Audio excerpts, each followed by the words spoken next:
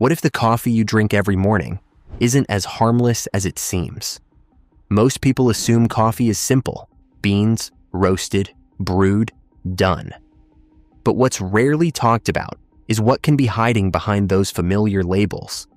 We're talking about things like pesticide residue, questionable sourcing, and even reports of mold compounds that develop long before the coffee ever reaches your cup. And here's where it gets uncomfortable. Some of the biggest, most trusted coffee brands in the UK have been called out over the years. Not necessarily for what they show you, but for what they don't. A lack of transparency, vague sourcing, and standards that, according to critics, don't always match the image they promote. Now, to be clear, not everything is black and white. A lot of this comes down to reports, consumer studies, and what experts say is happening behind the scenes. But once you start digging, a pattern begins to emerge, and it's one most people never notice. Because while some brands are cutting corners to keep prices low and shelves stocked, others are quietly doing the opposite. And the difference between them might completely change how you look at your daily coffee. Let's get into it. Most people never question their coffee. You buy it, brew it, drink it, and that's it. But behind the scenes, coffee is one of the most heavily processed agricultural products in the world. And that's where things start to get complicated. See, coffee beans are grown in warm, humid climates, conditions that are perfect not just for growing crops, but also for developing mold. And when beans aren't handled properly during harvesting or storage, certain compounds, often referred to as mycotoxins, can start to form. Now, to be fair, regulators do set limits on what's considered safe. But critics argue that within limits doesn't always mean ideal, especially when you're drinking it every single day. And that's just one part of the story.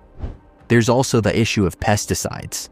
Many large-scale coffee farms rely on chemical treatments to maximize yield. Without organic certification or strict testing, some reports suggest traces can remain in the final product, something most brands don't openly discuss. Then there's the quality of the beans themselves. Mass-market coffee is often made using lower-grade beans, sometimes blended from multiple unknown sources. It keeps costs down, sure, but it also means you're getting a product that's been optimized for volume, not necessarily for purity or transparency. And this is where things start to raise questions. Because when you look closer at some of the biggest names on supermarket shelves, you begin to see why certain experts have been sounding the alarm. And the first brand on that list is one almost everyone has in their kitchen. It's hard to talk about coffee in the UK without mentioning Nescafe. It's everywhere. Fast, convenient, and trusted by millions. But over the years, critics have pointed out a few things that don't quite match the brand's clean, simple image. One of the biggest concerns? Transparency. Reports suggest that many of their products aren't certified organic, which raises questions about pesticide exposure and how strictly the beans are tested before they hit store shelves. Add to that the sheer scale of production, and it becomes harder to trace exactly where the coffee is coming from, or how it's handled along the way. And it's not just one brand. Take Kenco, for example. While it's often marketed as smooth and high quality, some consumer rankings have placed it lower when it comes to workers' rights and sustainable sourcing. Nothing extreme, but enough to make people look twice. Then there's Maxwell House. Known for its affordability, it's frequently associated with lower-grade beans and heavy processing. Critics claim that in order to maintain low prices at scale, compromises have to be made somewhere. And quality is often the first place that happens. Now, none of this automatically means these brands are bad in a dangerous sense. But it does highlight a pattern. Convenience and cost often come at the expense of transparency and sourcing standards. And once you start noticing that pattern, you realize these aren't the only brands facing questions, because the deeper you go into the industry, the more complicated it gets. and the next group of companies has been under even more scrutiny. If you thought it was just about quality, this is where things take a different turn, because beyond what's in your coffee, there's growing attention on how it's actually sourced. Brands like Dawa Egberts have come up in multiple ethical discussions over the years. Some consumer guides have placed them lower on rankings, not because of taste, but because of concerns around supply chains and environmental impact. Then there's lore. At one point, certain reports claimed the brand scored extremely low in areas like workers' rights and sourcing policies. Now, to be clear, these ratings can vary depending on the organization doing the assessment, but the fact that these concerns keep appearing has definitely raised eyebrows, and it doesn't stop there. Perkle is an interesting case. On the surface, it positions itself as more sustainable, and to be fair, it has made improvements. But some critics argue that when you dig deeper into specific areas like labor conditions, the picture isn't quite as perfect as it seems. So what's really going on here? Well, coffee is a global industry worth billions. Beans pass through multiple countries, middlemen, and processing stages before reaching your cup. And with that level of complexity, full transparency becomes incredibly difficult. That's why you'll often hear phrases like ethically sourced or sustainably grown, but without much detail behind them. And for a lot of consumers, that's where the frustration begins. Because once you start asking where your coffee actually comes from and who's involved in producing it, you realize how little most brands truly reveal. But just when it seems like things couldn't get more surprising, the brands people trust the most start to come into question too. Now here's where things get even more surprising, because some of the brands people trust the most aren't just the ones in your cupboard. They're the ones you see on every high street. Take Starbucks supermarket products. Most people associate the name with premium coffee, but when it comes to their packaged, mass-produced lines sold in stores, critics say it's a completely different story.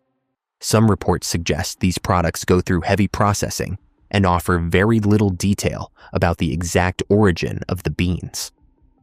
Then there's Costa Coffee. It's one of the biggest coffee chains in the UK, and it's built a reputation on consistency. But that consistency often comes from large-scale sourcing, something that, according to certain climate and sustainability rankings, hasn't always placed the brand in the best light.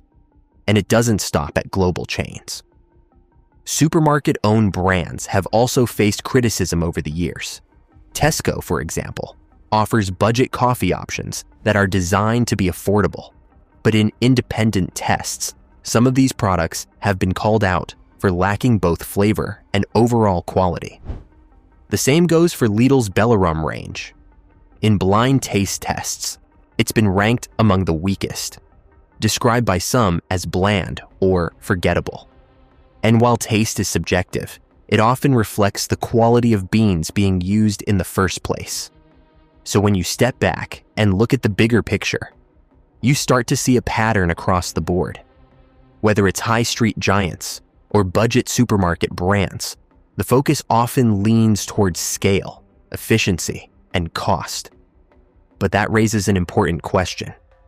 If these are the coffees most people are drinking every day, what are the alternatives? Because quietly, in the background, a different kind of coffee movement has been growing. While most people are focused on price and convenience, a smaller group of coffee drinkers has been paying attention to something else entirely. What's actually inside the coffee? Over the last few years, there's been a growing buzz around something called clean coffee. And no, it's not just a marketing term. It's based on the idea that coffee should be tested, traceable, and as free from unwanted compounds as possible. We're talking about things like mold toxins, pesticide residues, and even the way beans are stored before roasting. Now, here's where it gets interesting. Some brands have started going beyond standard regulations.